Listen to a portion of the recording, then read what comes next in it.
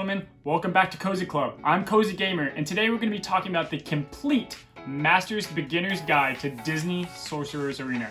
We're talking how to play, how to collect your favorite / best tunes in the game, and some tips and tricks to help you along the way. Let's go ahead and jump right into it. Let's talk currencies.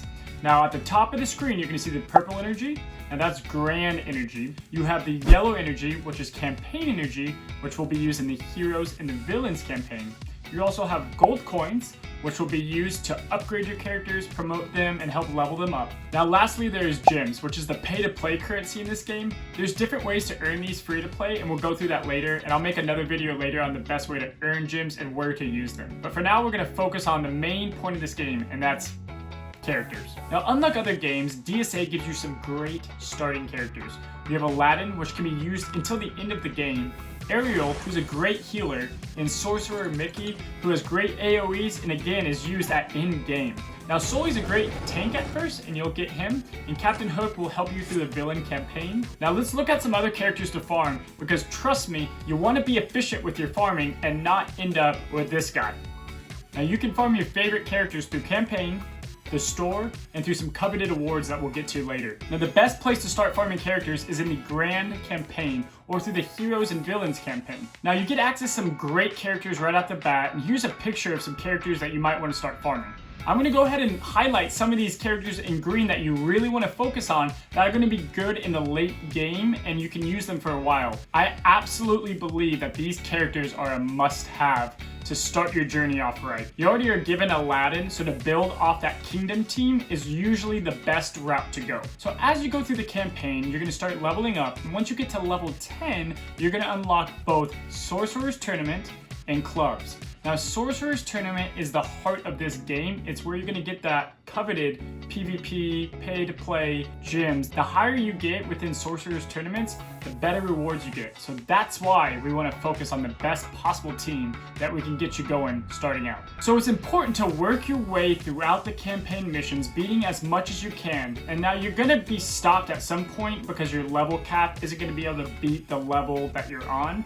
However, that means you come back, get a stronger squad, and come back and take it on. And while we're on that note, here's a list of 5 characters that I would recommend not farming, even if they're your favorite. They got the short end of the stick, they need a buff, I would just avoid them in general. Alright, so in campaign mode, you have Grand Campaign, where you can use both heroes and villains, and then your respective heroes and villains campaign.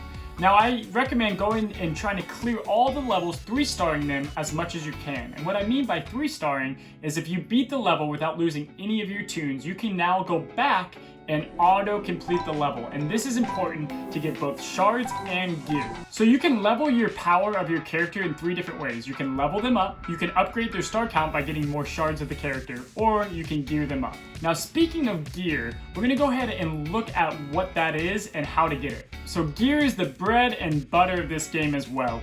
You're going to be gearing your characters to level them up. Not only are you going to have levels to raise your character power up, but you're also going to gear them up. You can go ahead and search with the magnifying glass of the gear that you're looking for, and then you'll then farm that gear. And that's why it's so important to auto 3-star those levels so that you can get it at a quicker pace. Now outside just earning gear through the campaign mode, you can also go and get gear and other resources through the summoner challenges. So summoner challenges are important to complete each and every day. There's different challenges that give you coins, level up potions, they give you gear, and they also give you ability mats. So these are important to go through each day. If you happen to have the VIP pass, you can auto these, but they're just as easy just to go through and kind of burn through those each day. Alright, so as you collect shards, it's important because you're going to be able to get your character's star level up. Now star level is important because it raises all the stats of the character, and they get stronger throughout the end game.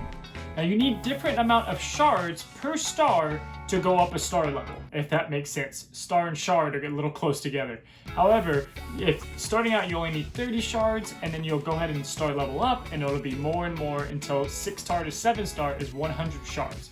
So it does add up, but the character does get significantly more better. All right, so the next game mode we're gonna talk about is Tower. Now Tower, just a quick summary of that, you're gonna work your way up a tower completing levels. Now the catch different to campaign is that the damage that is done to your characters stays with you through the entire tower. So if you lose Shan Yu in level 1, you can't use him again on level 4. It's my favorite game mode currently because I like strategically trying to get up that tower. I've gotten to the very top tower with 10 health left and I've had to restart the whole thing. Now luckily you can restart it each day, and through this you get special tower shards which you can use on spell packs. There's different spells in the game, but these are the spells on screen that I would focus on getting first. And the ones highlighted in green are the ones I would recommend using those precious shards on first. Now as you keep playing at level 12, you're going to unlock the exchange. And in the exchange, you're going to have coins, gems, and different currencies from other game modes to unlock your desired character. So the first game mode that you're really going to have access to after campaign is the Sorcerer's Tournament. So as you play Sorcerer's Tournament, which again is the heart of the game, you're going to be getting these red tokens with 2 swords to exchange for your favorite characters. And I want you to look at this graphic to be able to tell what characters to go for. Now there's a lot of recommended, there's a lot of green characters on here, and I recommend slowly farming one character all the way up at a time, or if you'd like, you can also just farm all the way up until unlock. That way you kind of have the favorite team of your choice. Now we were talking about Shan Yu earlier. He's my most recommended character to go after because he works with kingdom characters, which happens to be Aladdin and Mickey and some other ones that you unlock along the way, and he helps speed those characters up. So he's a great leader to get going out the gate and start by unlocking him. Alright guys, so our last stop is going to be clubs. So what is this game without a community? Now you can join a club through Reddit or Discord or many other ways. I recommend personally going through the official Discord. So you can do other things with your club. You can do club conquest, which is where 3 clubs go against each other and the best one gets the best loot. You can get some rare Pirates of the Caribbean characters in there, like Davy Jones and Jack Sparrow. The rum is gone. Why is the rum gone? But you also get club shards, and club shards are second to the Sorcerer's Tournament shards. Now there's some great characters in the club shard shop. The ones on the screen are the ones that I recommend going for the most again. With Jack Sparrow, he's great with any team. He's a plug and play character that really doesn't need synergy with other characters to rely on and do some great damage and get buffs himself. You can also do Club Dungeon, which is a PvE, which is player versus enemy dungeon where you make progress and get even more club shards to use in that lucrative shop. So you also have limited time events, and these are characters that come on kind of a scheduled basis. So we had Milan, we also had Lion King and Aladdin characters where you could get Jafar, you could get Shan Yu, which you could also get other ways, and lastly, you can get Scar with this most up-to-date event. These characters are usually pretty good, so I suggest playing daily to be able to acquire the most shards that you can. Now, everything we talked about was free to play. Yes, you'll be able to pay if you wanted to, and all that's going to do is accelerate the rate that you get shards at.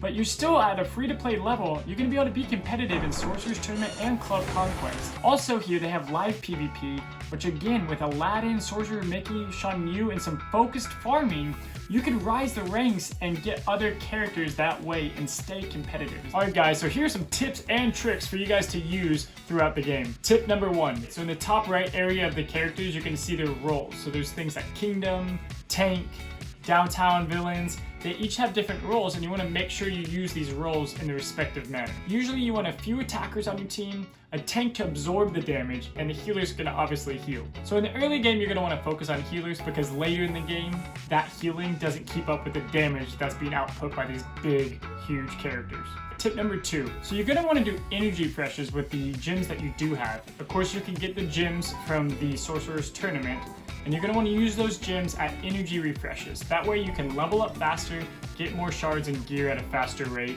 and it's the best use of gems currently in this game. Now I have opened up a few packs and I've gotten lucky with some great characters. I don't suggest doing that yourself, as the odds you could end up with a bad character very easily. Tip number 3. Now I recommend going and signing up to the official Discord and the unofficial but official Reddit, which is our Disney Arena for this game. It's going to help you get a sense of community, find a good club and fast, and also see other content put out by other people. You can find the links below of where to find those. Tip number 4, really guys, just have fun. Collect the characters you want. Usually they're going to be using all of these characters in some way to unlock some other character. That's how these games usually work. So do play the game the way you want to, whether you want to try really hard and get the most gems, or if you just want to see your old favorite Disney characters again on screen. Alright guys, so that just about wraps up the beginner's guide. I hope this whole guide helped you learn how to play this game and also learn the best characters to farm to have the best chance to win in this game. Now again, thank you for coming to the Cozy Club. My name's Cozy Gamer. Don't forget to like, subscribe, and comment in the video. I love engaging with you guys. So bring your hoodies, bring your sweatpants, let's get cozy, and I'll see you next time.